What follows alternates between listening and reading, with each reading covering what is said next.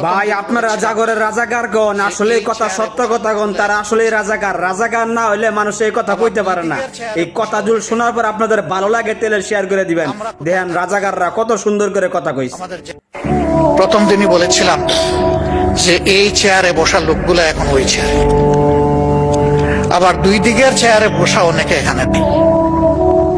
আমরা কোথায় থাকবো জানি না, আমাদের জেনারেশন থাকবে, আমাদের প্রিয় দেশ থাকবে।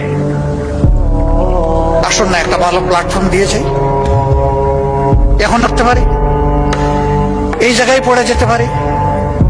19 জুলাই 2024-এ তো পড়ে গেছিলাম, 24 না 25-এ। সেই পড়া থেকে অনেকে উঠে আসে না। আল্লাহ আমাকে জীবন দিয়েছেন, আবার নিয়ে যেতে পারে।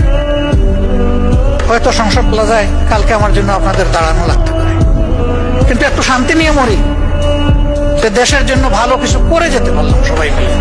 পারছে আপনাদের নেতারা এরকম বক্তব্য দিতে সংসারে আজ পর্যন্ত কেউই পারে নাই।